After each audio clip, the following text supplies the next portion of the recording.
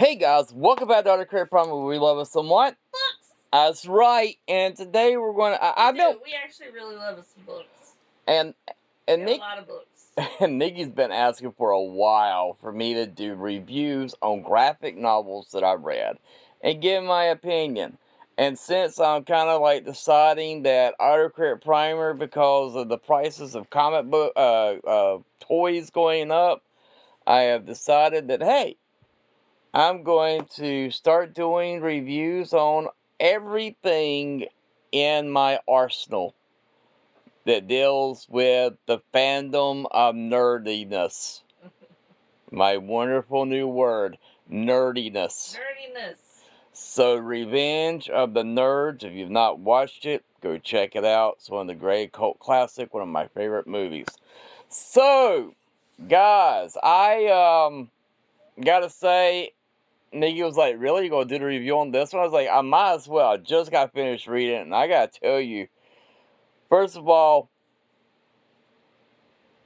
we're gonna spill some tea on this. I have it's gonna be hard for me to ever say I don't absolutely can't stand the book.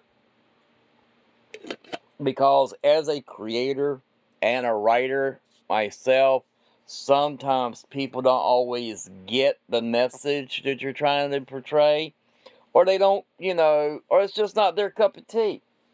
But for me, we're all dealing with the tariffs. I've talked about it on the podcast, the community for all of us, where we're on episode 6, episode 7. And because of it, has made me look to other platforms and other toys. As a matter of fact, I actually just ordered a buku of stuff coming in soon, which will be a surprise because I've never bought from this company and I've never reviewed the product, so it's a whole nother endeavor. But I am a big G.I. Joe fan. So my family has always been very patriotic and very much all had military service except for me because I had cancer. So I got this book dealing with the tariffs. I was like, what better way than showing the U.S.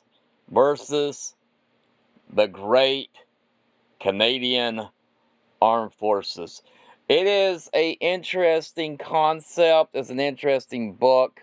I can't show a lot of pages to you because it is very graphic and very mature audience. But it's called We Stand on Guard. And I like Brian Vaughan, I think that's how you say his name. And the artist, the um, Shock, how you say his last name? It's Skroce. Should have preempted that part with Nikki because I butcher people's names, and Nikki is a lot better when it comes to people's names and pronunciation because my country accent kind of prevents it from happening. And so, Scrocy, okay. That's his Steve's. Let me see. SKR Scrocy. That's all. So there you go. It's got a beautiful cover. It has a little bio on the back. This is a hardcover. I actually got it off of eBay for a couple of bucks, like maybe $4, and $3 shipping, which I was kind of surprised. And it's beautiful. It's a beautiful hardback. Pages are nice and crisp, but you're opening up to a war taking place in Canada that actually also in the U.S. And so it opens up with a family trying to watch the news to find out what happened in the United States that calls trying to figure out what terrorist organization or who did this. So it opens up really well, and then you see all of a sudden bombs are falling from the sky. I mean, they literally are falling from the sky down into in Canada. And when that takes place and happens, you then, I can't show you, but you have an explosion that takes place.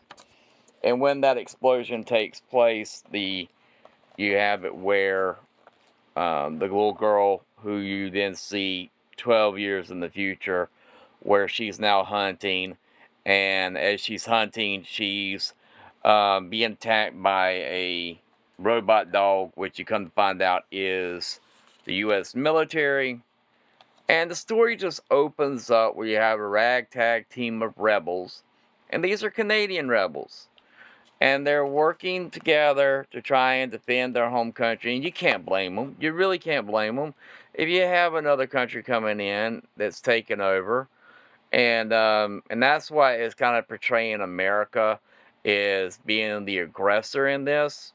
And the book really just leads you down this whole notion of that, and you get to see America being really just cutthroat and hateful and very military, have the military ability to come and rain holy fire.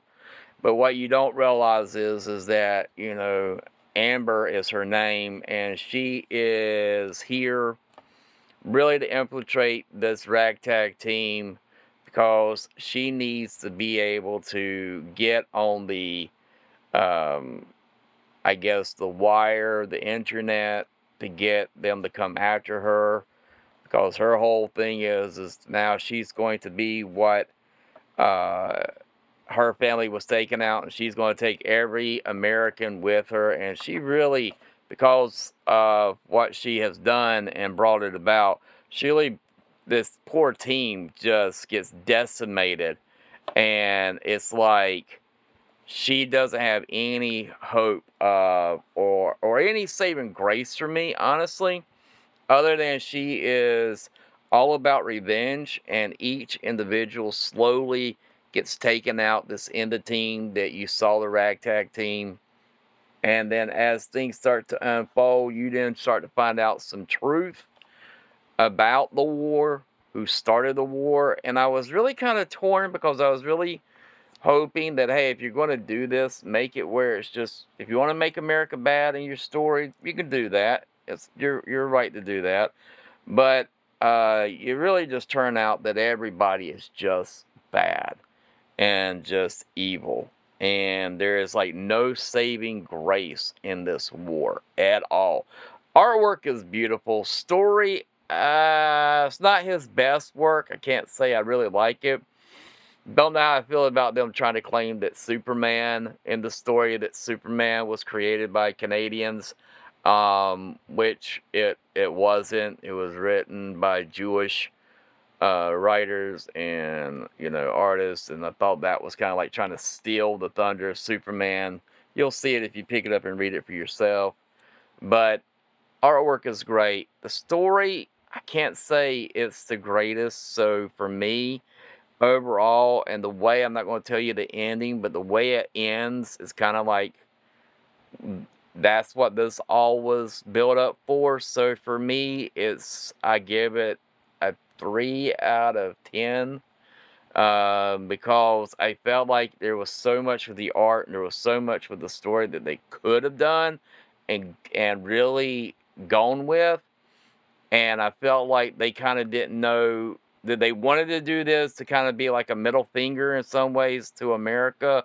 But at the same time, they realized, wait a second, our big audience is going to be Americans that read this. And they kind of backpedaled on some things. And I just, overall, with that, it just felt like there was no direction. And it was just, everything was just been thrown in together. So I give it a 3 out of 10. In my opinion. Artwork, superb. Story, not so much. Just some food for thought. If you want to get this and you're thinking about reading it for yourself, I'm not going to say don't buy it. I'm not going to say to buy it. But I am going to say go with it. Not having really big, you want to help me out with the word? What? Enthusiasm. Okay. So that is it. And as always, guys, let me know if you like me doing these, and I plan to do some more. Y'all have a good one. Bye, guys. Keep on reading.